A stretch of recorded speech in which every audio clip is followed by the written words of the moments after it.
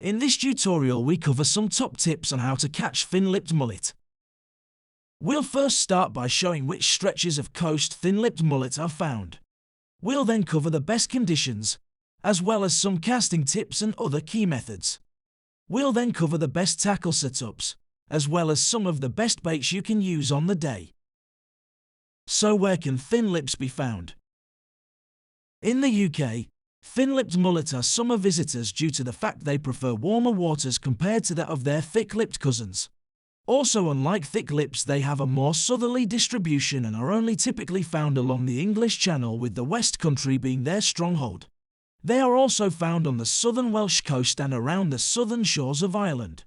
On the continent, they are also summer visitors ranging from the Dutch coast down to France. From Spain ranging into the Mediterranean and Black Sea, they actually have a wider seasonal window and can actually be caught outside of summer. So what would be the best conditions? As stated, thin lips are a summer visitor to the UK. The earliest month they can typically arrive in the southwest is April. This is likely to be either May or June for coasts such as southern Wales and southern Ireland. They will usually be gone from the UK when the temperatures start to drop, in September. For small estuary fishing, there is no preferred tide size for this species, though they will tend to feed more readily on the flood tide.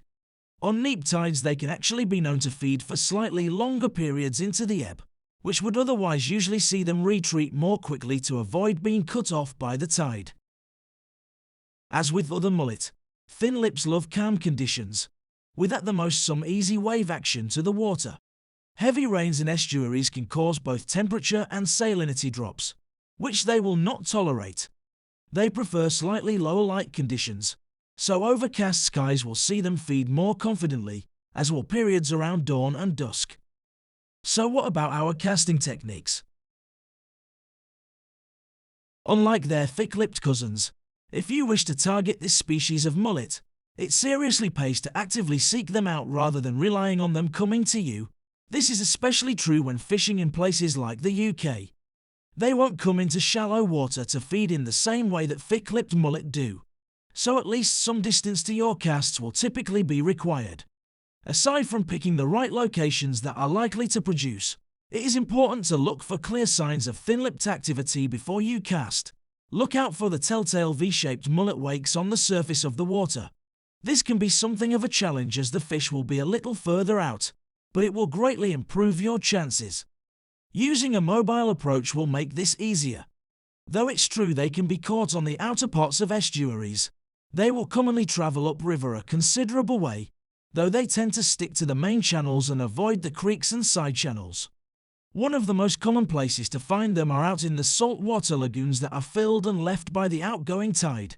The mullet will even stay in these after the tide has gone out, if there is enough water depth remaining. Due to their strict feeding habits, they will much prefer seabeds made up of muddy or silt substrate. A popular effective method to use is a baited spinning method, the exact tackle and baits for which we'll be discussing in a moment. As with thick lips, you should avoid casting directly where the mullet are. The object is to cast just past the fish, then gently reel the rig past the shoal, ideally not retrieving the rig directly through the shoal but as close to the shoal as possible. So how will this tackle setup work?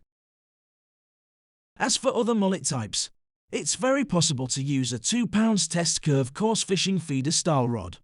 There are also specialist estuary rods that are designed for fishing for species such as mullet and flatfish, as shown in this picture.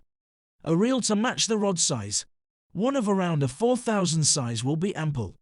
Load the reel with main line of either mono or braid, with a breaking strain of anywhere between 12 pounds to 15 pounds breaking strain. Though we would never usually suggest using any kind of leader that is under the breaking strain of your main line, for this situation, as we are casting a very lightweight setup, a lower diameter line will ensure your casting remains as streamlined as possible. So use a fluorocarbon leader that is 5 feet in length, with a breaking strain of 6 pounds. We will then be sliding on a float.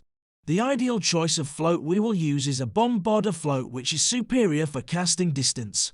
though it is also possible to use an inline-style bubble float. After the float is added, an additional bead can be added as a buffer. A mainline swivel can then be finally added to complete the main float leader section. We now need to add a spinner section, so we tie another length of fluorocarbon to the swivel we last added. This should be 4 feet long, and again 6 pounds breaking strain. We then add another buffer bead, followed by our spinner blade. You can either add the blade as it is or attach the blade using a cleaver spin for reliable movement. We can then add 4 additional beads to give the rig some weight. Finally, for this section we will add a mainline swivel. Finally, last but not least, we can add our snood to the last swivel, using 5 inches of fluorocarbon line of 6 pounds breaking strain, to the end of which we tie a strong pattern carp fishing style hook, of around size 8. So what will be the best bait choice for thin lips?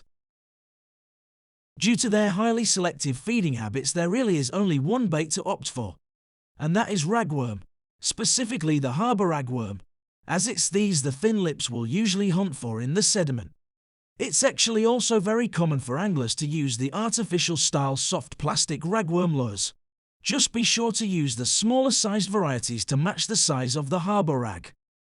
If you would like to know how to target thick-lipped mullet or golden grey mullet, check out the video links showing now. Also, don't forget to hit subscribe to stay notified. We have lots of other sea fishing tutorials you can find on our channel page. Simply click the channel name below the video window. Thanks again for watching. Until next time.